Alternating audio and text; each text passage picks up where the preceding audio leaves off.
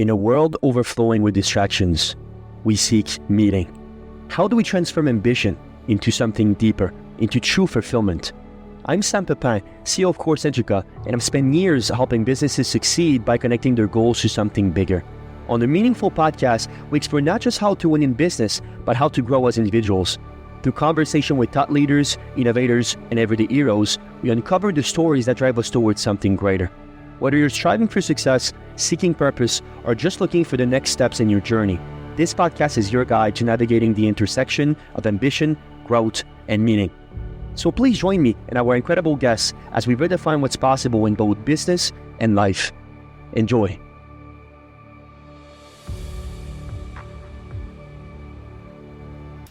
Open your eyes, open your mind, and see what's possible. Welcome to the Meaningful Podcast. I'm your host, Sam Pepin, and today we're diving into the future of cryptocurrency, the intersection of blockchain and AI, and the importance of financial educations for empowerment. Our guest today is Charlie Stivers, an experienced entrepreneur, financial consultant, and digital asset advocate. Charlie has been at the forefront of transformative industries, from traditional finance to cannabis, and now blockchain and cryptocurrency. As the founder of Goose, a media platform dedicated to the digital economy, Charlie empowers individuals to navigate Web3 technologies with confidence, knowledge, and a sense of fun. His passion for education and innovation has made him a trusted voice in shaping the future of finance and technology.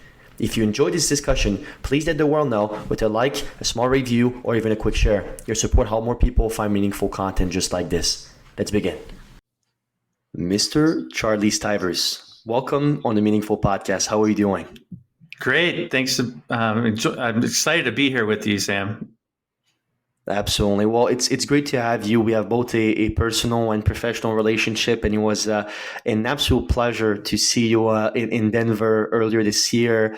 And what you're doing is so important, and I think this will be a very insightful conversation. So to kick us off, tell us more about what you're doing at Goose. So, where do I start? Well, to sum it up, we're building a media company focused on digital asset technologies, which includes cryptocurrency primarily right now.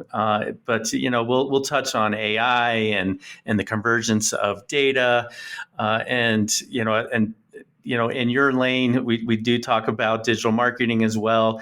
And the whole premise is helping people to prepare for the digital economy. Yeah, absolutely. Well, that's actually a fantastic place to start. So when you're thinking about navigating the digital economy and obviously building wealth, more specifically in the digital economy, how do you see that emerging, and what do you think basically Goose positioning is towards that question? Yeah, I mean, the only thing we can do is really look back at how technology has evolved.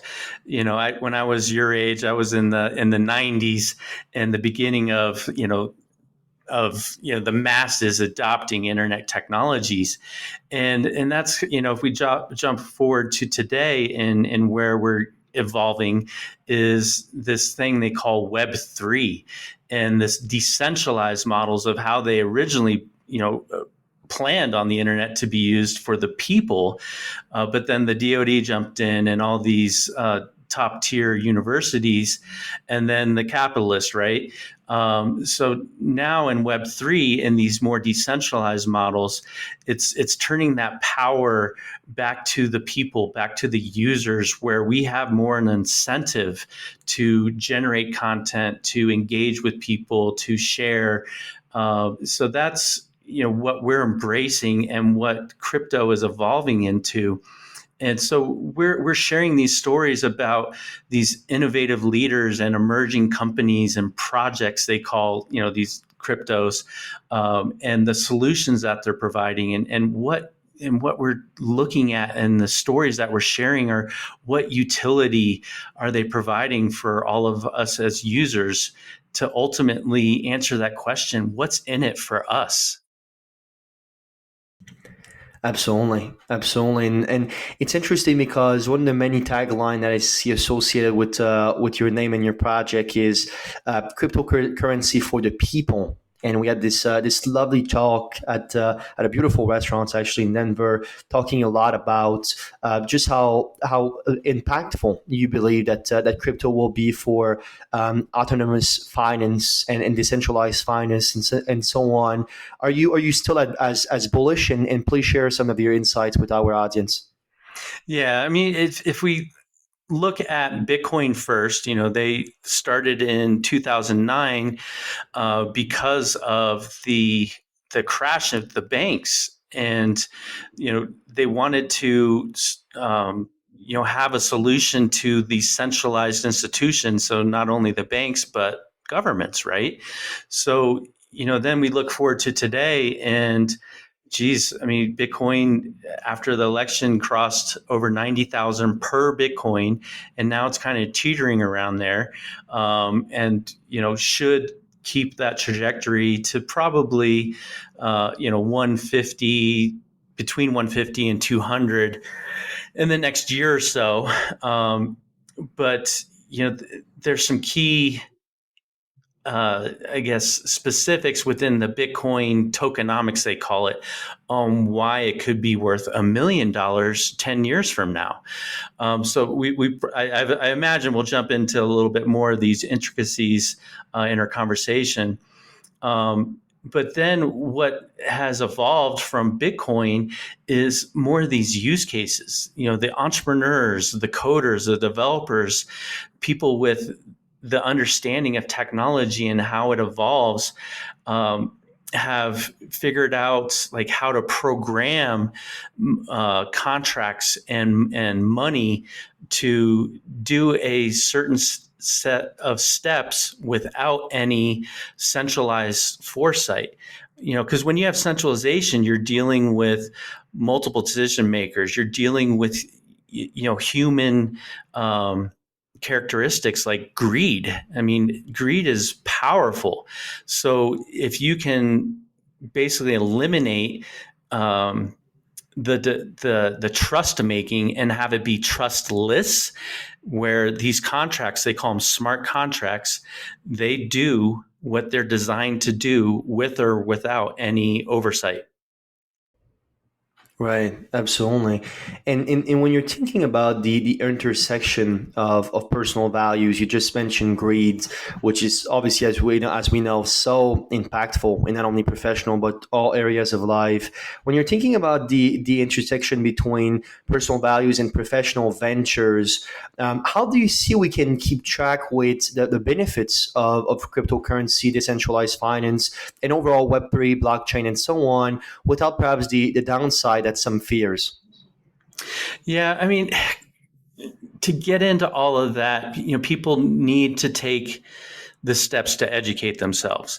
So anything technology, if you think about it as far as like a new app on your phone, or even when you get a new phone, it takes you days, sometimes weeks, sometimes months to figure out how these apps work, how your new phone works, right? So the same thing with cryptocurrency and blockchain technology. You have to take the time to learn it the right way. With cryptocurrency for the people, our whole saying is we help people get started in crypto the right way, which is safely and confidently, so you can be profitable. Most of us are going to be very successful in cryptocurrency just as long as we don't mess up. I always say to some of my friends or people I'm mentoring, don't F this up, because we're going to make some money, but I'm here to make sure that you do this securely and safely, and then you'll build the confidence over time through repetition, and ultimately we will all be profitable. Right, and that reminds me of a quote by Nelson Mandela, which is education the most powerful weapon which you can use to change the world. When you're thinking about a world now where we are basically seeing and hearing so many diverse thoughts, some very positive, some very negative, depending on where you get your news. Do you believe that one of our Goose main mission is the education part, is making sure that people not only get relevant data and information, but also insights on how they can actually better their life? Yeah, and we're covering all those bases as best we can. When we launched our first magazine, we started with the basics. Who is Satoshi Nakamoto? He's the pseudonymous founder of Bitcoin. Could be he, she, they. We don't know, and they have never touched their original Bitcoin, which is worth billions. And so that's still intact. Um, and from there, again, as I mentioned, we want to give light and a voice to some of these emerging founders. And one of the issues we're going to come out with is women's leadership. Crypto, as you know, is global, so it's very diverse, but it's male dominant. It's probably, I would estimate, it's 90% male dominant. So I think this next wave to really get it into the masses needs to start with a lot of women leaders. And the women that are in crypto are amazing people, amazing leaders. And that's who we need to give more of a voice to. That's why we're excited about one of the forthcoming issues. But I'm really hoping that we see more women step up into leadership roles. And then from there with Goose, the whole premise of Goose is, we help people find the next golden goose in crypto. So what was the problem with the fable of the golden goose is because the farmer got greedy, right? They killed the goose. So we say, hey, keep your golden goose alive through best practices. And that comes down to the education and a lot of what we report on. So we really combine in what we call more of a lifestyle type of magazine and publication website of a mix of best practices, those cool stories, and then being in media, part of the media or magazine experience are advertisers. What are the advertisers providing as tools and solutions to people in crypto and the digital economy? Yes, absolutely. And by the way, I had a chance to get a signed copy of the one with Ben Jorgensen in the front end of the cover, basically, and it's beautiful. The quality is incredible, and I really want you to first of all thank you, but also tell you that very very very impressed by the quality and just everything that comes into that magazine. So that's fantastic. I as a bridge to our conversation, I think that people will love to hear your take on this. Obviously, many speculate about who is obviously Satoshi Nakamoto, and I heard some pretty incredible story actually. Secretive government branch like the CIA. I even heard a story about the NSA as well, which I'm less familiar with. What's your take? Who is Satoshi? Yeah, I mean the conspiracy stories are fascinating, obviously, and NSA could easily have spun this up themselves, but most likely, based on history, it started from cypherpunks, who kind of came about in the 70s. Yes, there was this. They dabbled in the anarchy type of movements, but it was really about putting power back in the people's hands, right? So, they were the coders, they were the developers, the software engineers that, built a lot of the things that we use today. And, so continuing those efforts, they again saw this huge problem with the banks and how centralized they were, and the cronyism, the good old boys, all benefiting each other, and the rich get richer type of scenarios. So Satoshi built Bitcoin as a peer-to-peer cashless system, and it's evolved in that way to some point, but it became more of a store of value. And literally the problem that I saw with Bitcoin are what they call the hodlers, which is basically holders of Bitcoin. And I make it a practice to keep $100 in Bitcoin on my phone. And if I'm out having a conversation with a server at the restaurant and I'll say, hey, do you want me to tip you in Bitcoin? And some are like, what? And then some would be like, oh, yes, I've always wanted to get into Bitcoin. So, I'll show them how they can connect a wallet real quickly, and I'll send them whatever, 10, 20, 25 bucks in Bitcoin immediately. And they're so thrilled and thankful. So, one of the articles that we had in that magazine was we did a business fair or an entrepreneur fair with 7th and 8th graders here in the Denver area. And our local Bitcoin Rocky Mountain Bitcoiners group raised about $500 in Bitcoin. And we went to the entrepreneur fair, and a week before that, we were teaching them about economics. And so when the fair started, we gave each of the kids the wallet to download on their phones, and we sent them $5-10 in Bitcoin, and they went shopping at their friends' businesses. And it was just such a fascinating experiment of how quickly 7th and 8th graders just got it. And were spending money like normal, but Bitcoin at their friends' businesses. Yeah, no, there's something so interesting and so beautiful actually in that in the demographic, and you mentioned women, for example, and your hope for them to take over what can be a very thriving, not what can be, what will be a thriving market. Obviously, the rise of I think what you guys are calling young Bitcoin, which is so lovely to see as an educator yourself.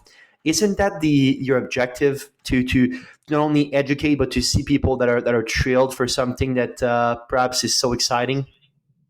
Yeah, and what we also have to look at, you and I are lucky enough to be in countries that have a stable government and a stable currency, right? And there's some arguments against fiat currency in general, but for the most part, if you compare us against emerging countries who are dealing with unstable leaders and unstable economies, and also unstable currencies. So many of those in the third world countries will get paid on Friday, and their currency may be worth half as much on Monday because of the inflation in those economies, right?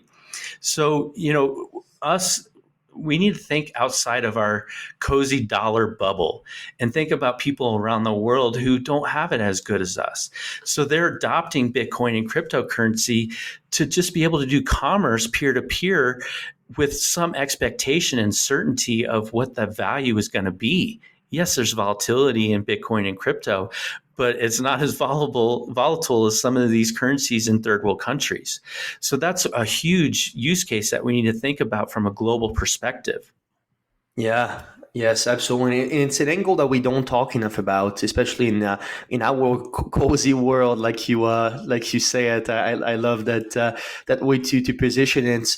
When you're thinking about just the broad appeal to crypto and that essence, the understanding in which, let's say you live, for example, we just saw it with Argentina. Now it's way more stable with Milei, even though they're going through hardships even then. But we saw sometimes where it was, I mean, incredible. They were receiving their pay on Friday. The next Friday was worth pretty much 100 times less, 100 times, not twice or 4 times, 100 times less. So we're seeing all these catastrophe with fiat currencies and less stable countries. Do you think that crypto is essential in the understanding of financial freedom in the digital area? Not only essential, but it's just trending that way. We're already basically exchanging in digital dollars anyway. They estimate that the total physical money supply is 7%. So if you think about that globally, right, it's in physical cash. So, we all do the apps, is either Zelle, whatever, I know can be global, but, in the US, we have Zelle, Cash App, PayPal, all those are digital, right? So it's already trending that way. People are getting used to it more and more. And if you even look back at, I know you're a lot younger than myself, but, I remember the day when, people push back about using credit cards.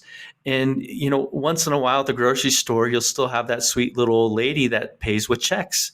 So, it's just part of this evolution. And that's how we need to look at it and not be so afraid about it.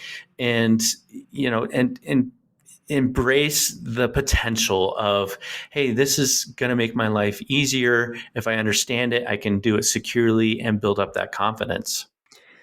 Yes. And innovation is the ability to see change as an opportunity, not a threat, right? Mr. Steve Jobs.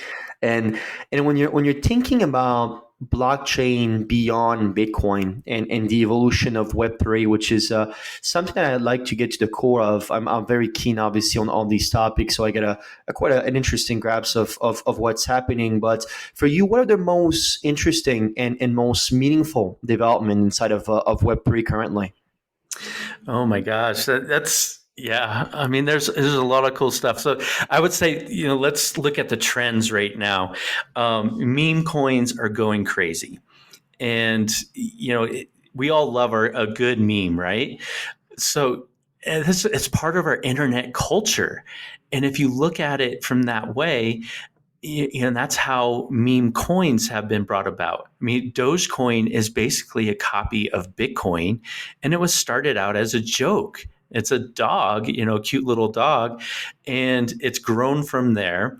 And Elon Musk has embraced Doge, but for different reasons. It is fun, but hey, it has value. It's easy to accept and do business together, peer to peer. There's a point in time where he was accepting Dogecoin for some of the items in their merch store. Like if you remember the Cybertruck, they came out with the whistle, and so they sold out immediately. But I think they only allowed Dogecoin to purchase that.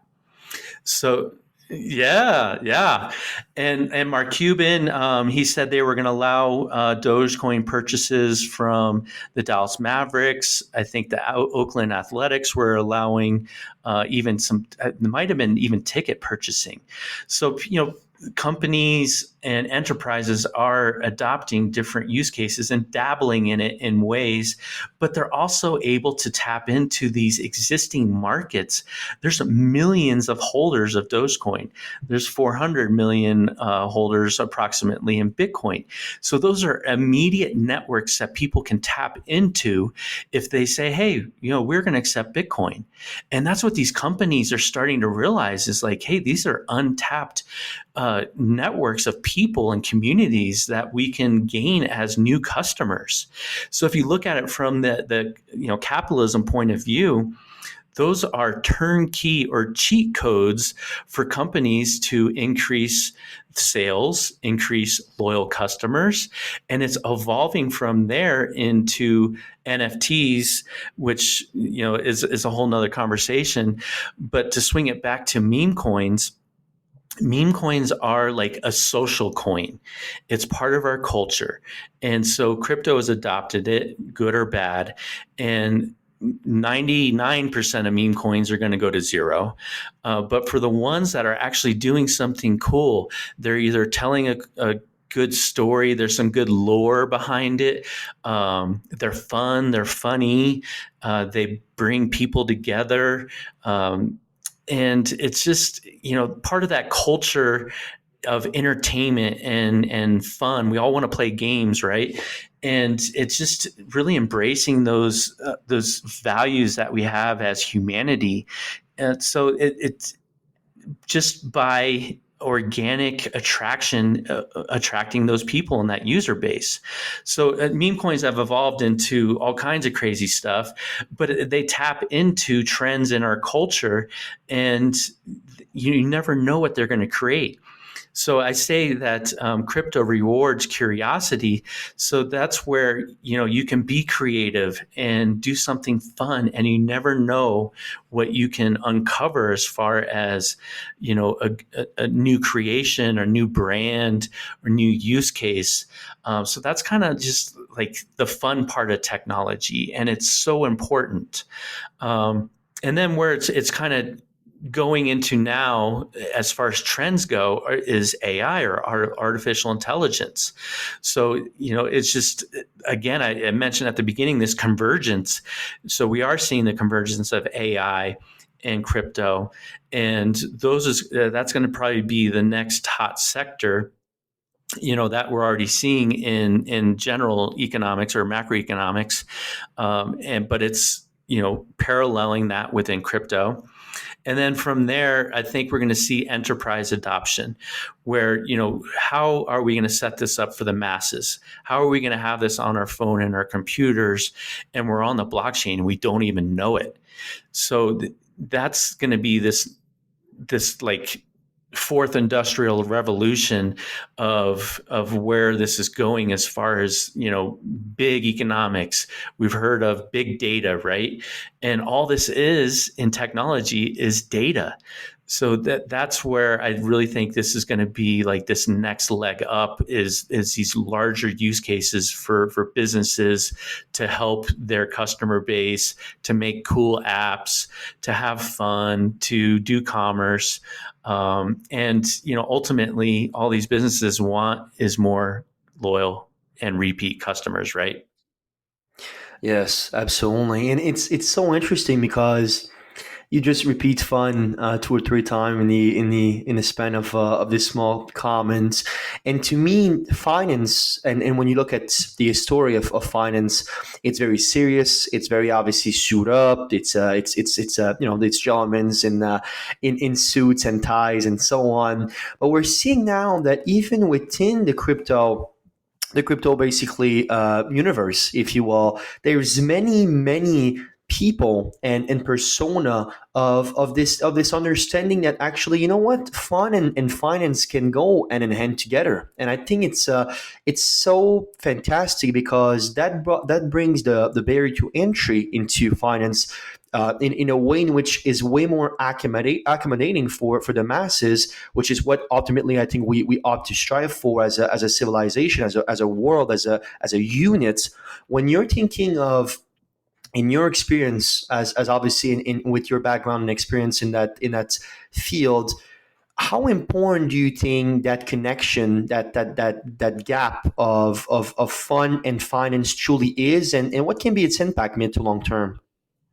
Yeah, I mean, and that's where I think if you keep the fun in it, speculation of investments is fun.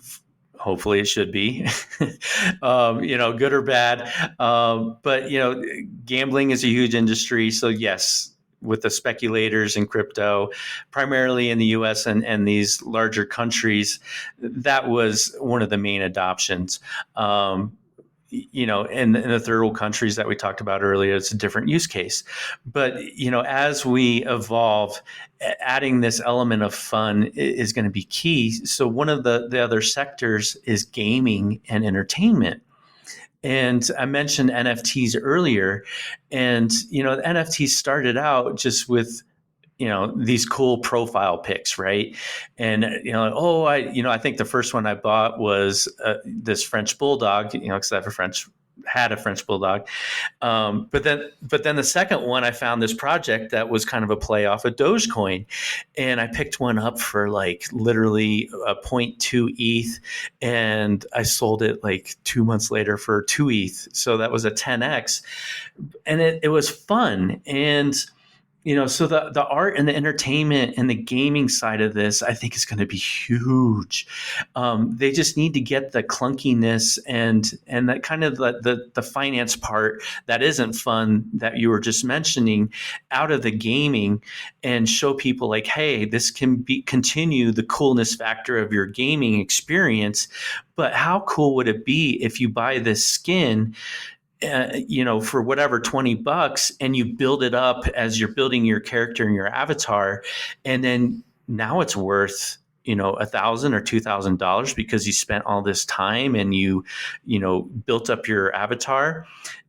Now that's an asset, and you can sell that to another player if you wanted to, or you can sell that loot or that you collected. So that's where I think NFTs will come into play. And then also, staying on the track with fun and entertainment, the artists, if you think about it from a problem perspective, like we all go to a concert every now and then, and we all know how bad the secondary market sales and ticket brokering is.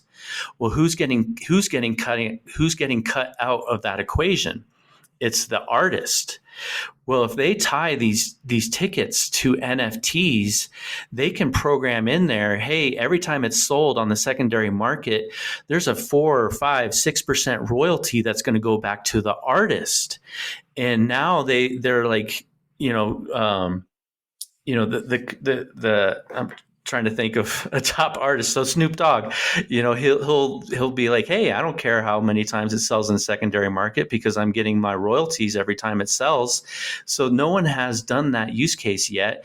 And the problem we have in the US is, Ticketmaster is pretty much a monopoly in that. And no one else has developed that. So I think that's another big use case for entertainers and creators. And that can apply to more than just these top tier artists. But this is also another way for people to tap into other markets, like I discussed earlier, in getting their music out, getting their art out. Yeah. And the truth is the opportunity for innovation seems endless, at least from my perspective. One thing I'd like to dive deeper in is how would you say is a smart way to balance innovation and regulation in all these emerging markets? Will we ever see a day where, or do we want regulation? Perhaps that's another topic we might want to dive into. But what's your perspective between it's between basically innovation, but how deregulated and the problem that may emerge off of that? Yeah, I mean, the hope is that there's some standards in place or model type of laws. One of the guests, and actually he's on our board of advisors, works with the UN on developing a model law for global economies to have a certain set of standards that we can all depend on and have that certainty in the marketplace. So, hopefully it doesn't get over regulated, but we all need that certainty to know, if you create something in Asia, that we can still do business together easily over here in the US or Canada. So I think those are some key points there. Each country is going to have their own regulations, but there does need to be that model law for standards across the board to scale this in a bigger way and bring in more people. Because there's only, if you look at it from a global perspective, there's only about 5% user base. We're seeing the largest growth in these third world countries, and then developed countries are adopting it for the speculation investment purposes. But to scale this bigger, we need to have those standards in place in other smaller countries so they can manage it well. They can regulate it within some of these guidelines. And some of these, what I'm seeing from the UN and what my friend has built, his name is Christopher Smithmeyer. And it's under the GBA for Global Blockchain Association, I believe, or it might be governmental. But it's pretty easy to find that model law, but some of it's creeping into these regulations where, here in the U.S. we had an unfriendly administration towards digital assets. I'll just call it that, where like, oh, that's a security. Oh, that's a security. Well, now that from that, they're like, well, here's some of the framework to decide if that is a security or not. And it does come down to the basics of how decentralized is it? How much do the founders or owners own and control of that digital asset? So yes, that does matter. I mean, we don't want those founders to have over 50% of the supply and then dump on everyone else that's coming in. So I think that's really crucial to know that there's that comfort level, like, hey, the founders only have 5%. So yes, they do have an incentive to make sure this grows, not only for themselves, but all of us. So some of those little key points I think are going to be really crucial to see how this grows in the future. Yes, absolutely. And one thing that is so interesting to me, and I'd like to get your take on it, is we've been seeing major players, very influential and affluential people sitting behind basically Bitcoin and cryptocurrency. I think about, for example, Michael Saylor, Elon Musk, even Vivek, for example, that has just been appointed to be part of the Dutch portion of the government to cut basically government spending, which is obviously a very clever way to endorse it. But we also been seeing other people on the other side, like for example, very famously, Buffett, which dismissed Bitcoin as a worthless delusion. Even we're basically caught to say that he wouldn't buy all the Bitcoin in the world for $25.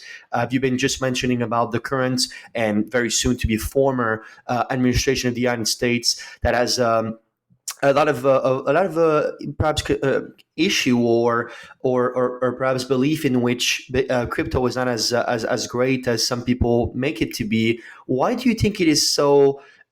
We basically hear such a perhaps distinct and different point of view on both sides, and how do you think that can solve itself, or perhaps emerge a more concise and meaningful outcome for all? Yeah, I mean, if you think about it, we all have our own bias. Going back to Warren Buffett, I started investing when I was 23, seriously, as an adult, and I remember looking at Warren Buffett, and I grew up during the dot-com age, and he even said that about the dot-coms and technology companies back in the day, and I was looking at yeah. And I was looking at Berkshire Hathaway as an early investor, back in the late 90s. And it was just fascinated by it. And I'm like, he sticks to, the familiar brands and what he knows the best. And that's the lane he's stuck to his whole career. So if you look at it also, you said affluency. There are approximately 40 million millionaires, and there's only 21 million Bitcoin ever going to exist. So there's not even enough Bitcoin to go around. I'd just like to throw that in there since you mentioned the affluent. But, and you also mentioned the DOGE, or the Department of Governmental Efficiency. I mean, that's the perfect example of how culture is now, penetrating politics.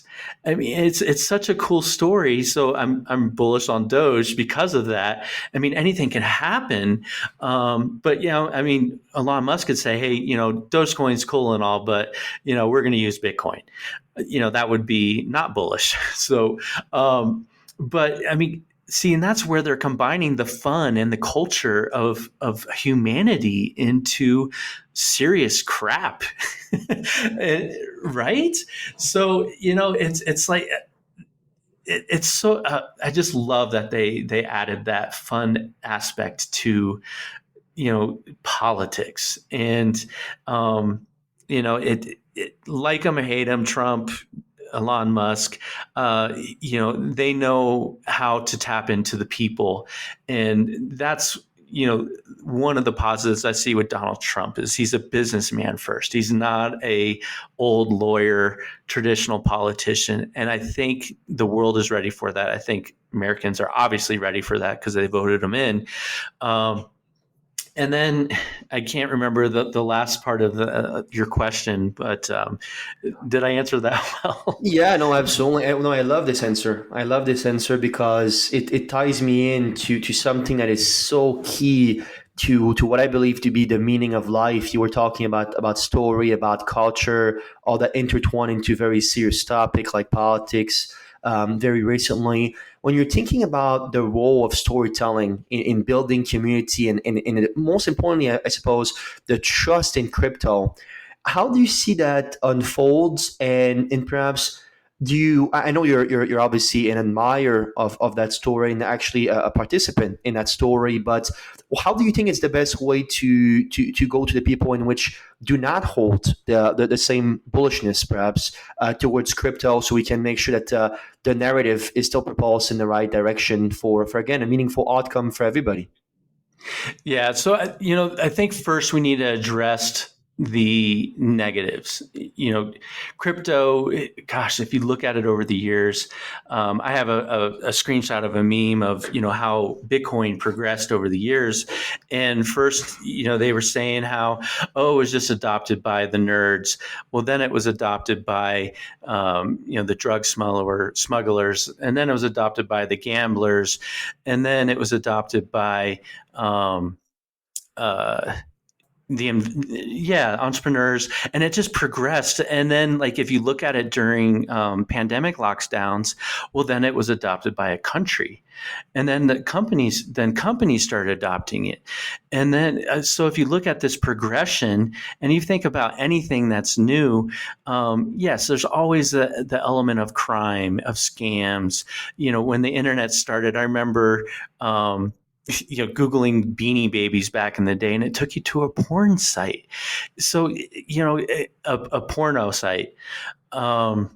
So yeah, that, there's all those elements of scammers and people trying to, take advantage of people, right? So, we need to address those. And most of the people that lose money, it's because, to be frank, it's their own fault. They got scammed. Yes, they're very sophisticated. Some just screwed up. How many stories have we heard about people like, oh, shoot, I had crypto or I had Bitcoin on this machine and it's in the dump, or it got,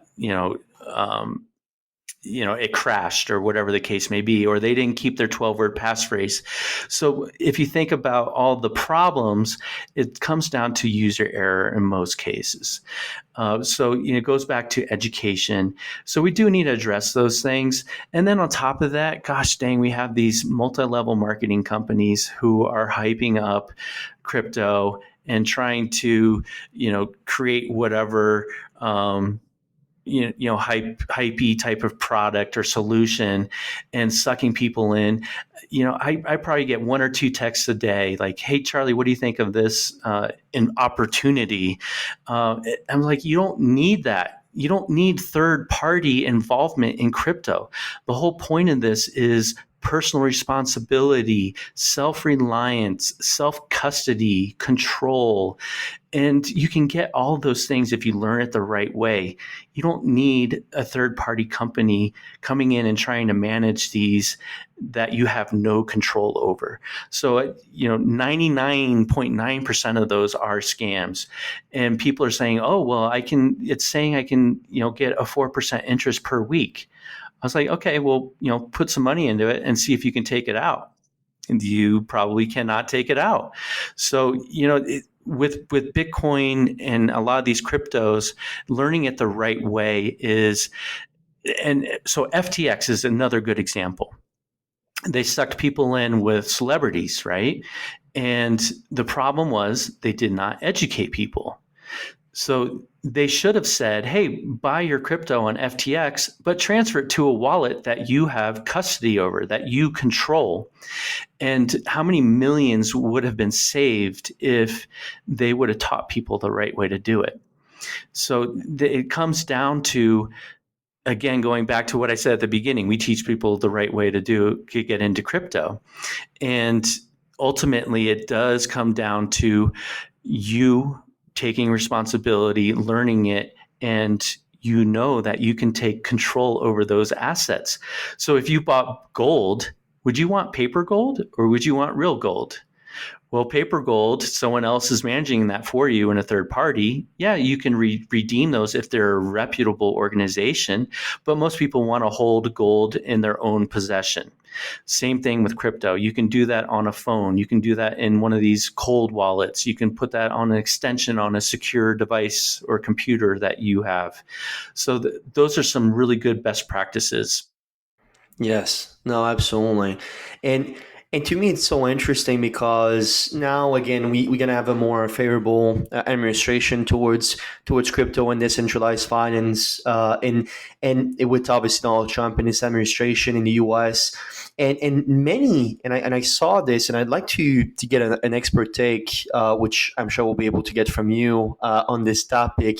I hear many people actually speculating, or even again, maybe not speculating is the right word, but also with some evidence that just the position that he has on decentralized finance was able to give him a lot of the votes, a lot of the first of all young men vote, but a lot of the entrepreneur votes, and all sorts of other demographics.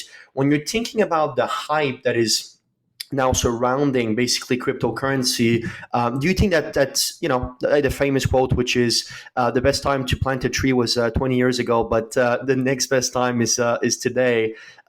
Is that a little bit of the same type of situation with cryptocurrency, which right now is such a fructuous way to get ahead of everybody else? Yeah, and that's a really good point. And even though Bitcoin was started in 2009, 2010, we're still early. And what I mean by that is, we're 14, 15 years later. But if you think about it in technology, yes, technology moves very fast, but it's still very young. And so the coins and the tokens that have come after it are even younger. And the technology and the use cases for blockchain are, very new still. So if you look at it from the market capitalization right now, and Bitcoin is, I think 60% of it is a $3 trillion market. So if you look at it from other markets, you could say global equities are worth about 100 trillion. Global real estate is worth 300 trillion. Forex does 6 trillion a day in volume. So it's a very nascent industry where we will start seeing a lot of migration of other assets and asset classes over to crypto and digital assets. So, out of those hundreds of trillions of dollars, and crypto is only 3 trillion, we're still early. So the other thing that we're going to start seeing is tokenization of real world assets. And there's all of those use cases. So gold is probably the biggest one right now. Yeah, there's people all around the world who want to participate in markets of gold, and they're willing to hit that easy button for a token that they know is backed up 1-to-1 in reserves in some vault around the world, maybe multiple vaults. And they can say, hey, it just dipped because, it looks like the dollar's going strong, but, long term, I still believe in gold. So I'll buy a little bit of gold through tokenization. And what if you wanted to say, hey, I want to invest in multifamily housing in Colorado? There may be a coin for that in the future. It may be a larger basket of goods or things like that, but it'll be different, like indexes, like we're dealing with ETFs or exchange traded funds or index funds. They'll have the lookalike of that as a token, where non-accredited investors can participate in those sectors that were typically reserved for affluent or accredited investors. Mm-hmm. Absolutely, absolutely. And one thing that I always love doing is truly getting insights from basically the green rush, lesson from the green rush. And you were actually quite affluent player in it, and we had a chance to have a great conversation in it, basically during our stay in Denver. But when you're thinking some insights from the cannabis and hemp industries, for example, which you were very very present in them, is there any overlap with basically this understanding of basically not only finance being involving, but also society being involving in a point where it's more accommodating for such a groundbreaking technology such as crypto and Web3? What do you think? Perhaps the better question is, when you're thinking about where the world is heading and the positioning of crypto and Web3, do you consider it's just a trend, or simply put a revolution that is here to stay? Yeah, it definitely. Everything starts as a trend, and it's evolving. And what the parallels that I like to draw between cannabis and crypto is it started out as a trend, and who got in? A lot of unprofessional people. And it was really hard to do business in the cannabis industry in the early days. But now look at where we are. We're getting it is a battle of the big guys. It's a battle of David and Goliath. So the big capitalists have moved into cannabis, and I think the same thing is going to happen with crypto. There was a lot of people that just got in real quick with ooh, look at this. GameStop, not a crypto, but it was part of that during the pandemic lockdowns, along with Doge and Bitcoin and the rest of crypto. So the unprofessionalism, the scammers, the people who weren't taking it serious have kind of been shaken out, and the professionalism is coming back in. The best practices are being embraced on how to do this the right way.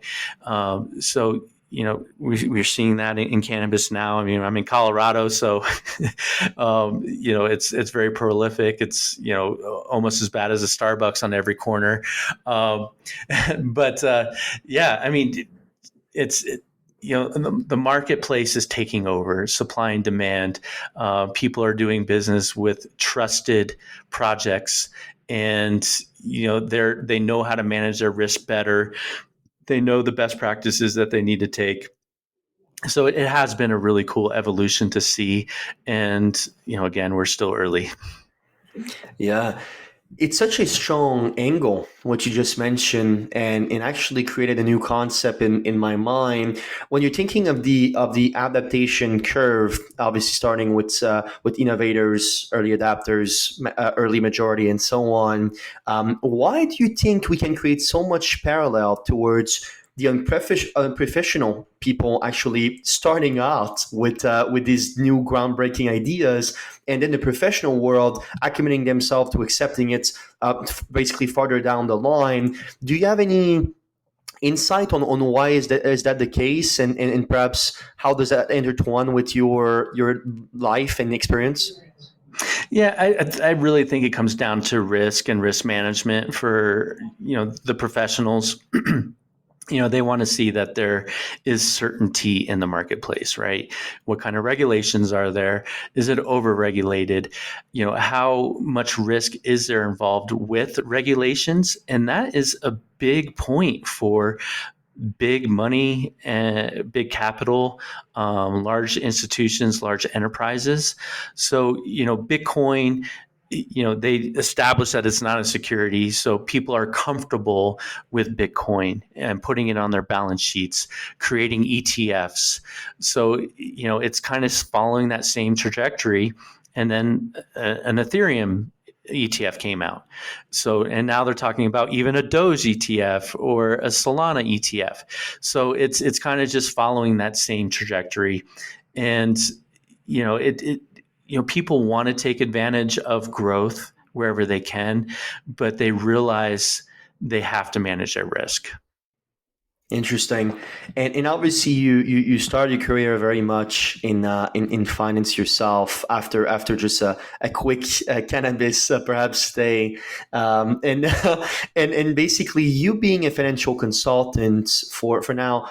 How long have you been? I think it was like something like 17 years, right? You've been in this business for quite a long time. Yeah, I was licensed 17 years. I'm not anymore.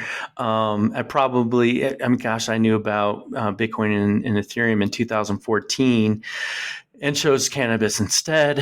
And I joke around saying that literally went up in smoke. But yeah, but the reason why I was saying this is because your understanding of risk through even other currency, like I said, fiat in the case of being a financial consultant prior to Bitcoin, and understanding of assets and so on, makes you a very credible source of and reliable source of informations on basically finance and where everything is going. And to me, one thing that I'm super excited about, and that is my take on most evolution actually, and that will bridge some of our conversation with AI, which I'd love to get into. But is the understanding that again most innovation is feared by most to start with, because again we have a hard time with change, very hard time with change. But truly, I am a believer in what Malcolm X said, which is, the future belongs to those who prepare for it. And when you prepare for it, you can not only better understand and being more cautious of and conscious as well of the risk and rewards, like you were talking about, but also help you assess your frontal lobe and this understanding that, what, perhaps change will be beneficial to myself and my surroundings, which is truly what is my position on crypto and Web3 in general. But when you're thinking of the AI revolution, which, I mean, at this point it's not debatable, it's going to change every single industry and pretty much the way that we do pretty much anything. When you're thinking about the relationship between AI, crypto, Web3, blockchain, try to perhaps share some lights on that correlation for our audience, please. Yeah, so we all have to kind of put on our visionary glasses. Where are we going to be 5 years from now? We're going to be 10 years from now. So that's kind of how you need to look at it in the future.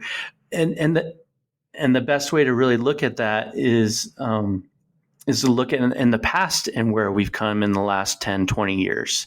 How quickly did Amazon turn from an unprofitable company back in late 90s and early 2000s to now we see warehouses and trucks everywhere and even airplanes? So, gosh, I mean, and it just happened in blinking an eye. And I say technology is going to happen with or without us. So, if you're looking at this from either a user perspective or an investor perspective, you can, I guess, have some better expectations for yourself on what you want to take advantage of as far as, as a user or an investor. And kind of, try to see, where this is going to evolve. Yeah, AI is going to be a part of that. Digital currency is going to be a part of that. And that's why I say, look at it from a digital economy perspective. And it incorporates all of those things. First and foremost, I think every company out there now is a technology company in some way because they have to be, right? Mm-hmm. Yes. And it plays such a big portion of our life that I think, like you said, you must be in some ways. When you're thinking about AI, what's especially with the relationship with finance in general, what are some of the project that you're keeping an eye on, and how are those shaping the current marketplace?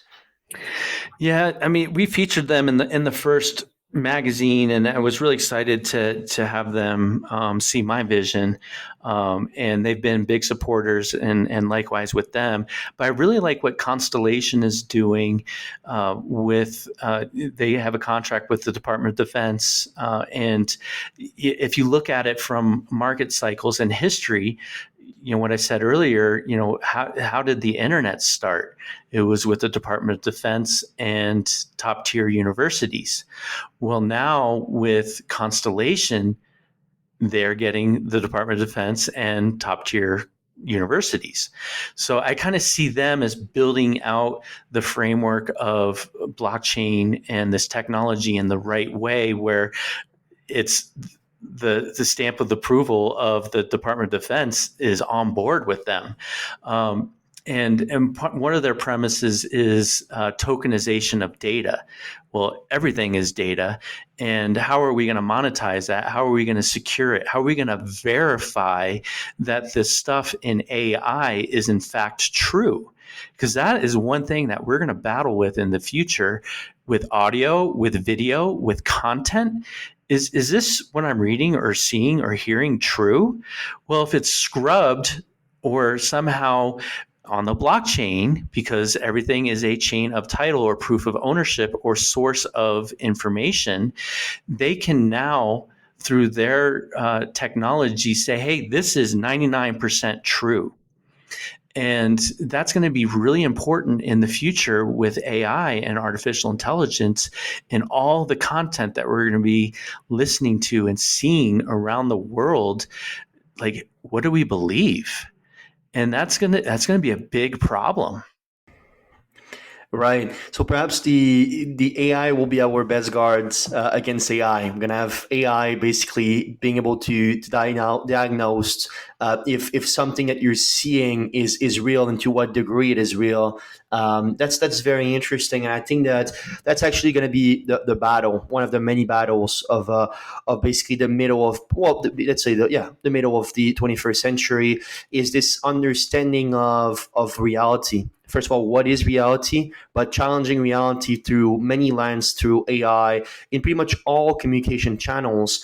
And this is so important because as we know how meaningful the human experience is, I was wondering in your perspective, when you look at the meaning of AI and the meaning of all these things as they unfold, one thing I always like to say is our objective as human beings should be to build technology in which enrich and better the human experience and not the other way around. When you're thinking about the most influential people in AI, are you confident that that's their mission as well? I'm not one for doom and gloom. We need to be conscious of that possibility. But yeah, I mean, I'm very positive about the evolution of what can happen. I think we do need to pay attention to the insiders like Elon Musk and um, who's the open AI guy, another Sam guy. Yes, yes. He's a fantastic guy. Basically, OpenAI founder is a gentleman, if I'm not mistaken, called Sam Altman. Is that Altman, right? thank you. Yes, yes. So it comes down to leadership, and that's the first edition of Goose was the rise of leadership, and I think that's so important in not only crypto but also in AI. So we hope that they're all building this for the right reasons. I hope that the DoD is working with Constellation for the right reasons. We all know that there's that spookiness factor. When NSA and CIA gets involved in data and our information and our identity, our privacy, right? Same thing with AI. I mean, they're talking about AI agents or bots being able to transact with cryptocurrency in the future and pay for things to get access to them. Yeah. So, I mean, that's a real possibility where, you have a gate, right? For on websites to be gated or, pay to play. Well, what if AI has crypto in the future to get access to things? So that's a real possibility. And then I don't know if you saw it. I think it was maybe within the last month, but there was a token launched by an AI agent called Goat, and it was a really cool story, and it took off. I think the valuation was like 250 million or more. I know. And so, I mean, it's going to be fascinating to see all the cool things that AI can do, but us as humanity have to make sure that we have the right ethics and morals and values in place. Yes, absolutely. And in creating a singular vision in which can empower the collective is one thing that will be so important. And truly, the bottom line is focus on what you can control. AI and technology will involve, even if you don't want to. That's just plain and simple reality. But to me and to finish us off, Charlie, I'd love if you can. I will give you a challenging task, but I'm sure you can have some insightful comments for us on these questions. If you had to take and just basically pick your top three of cryptocurrency to look for next couple of months, next couple of years for just incredible growth, what would they be?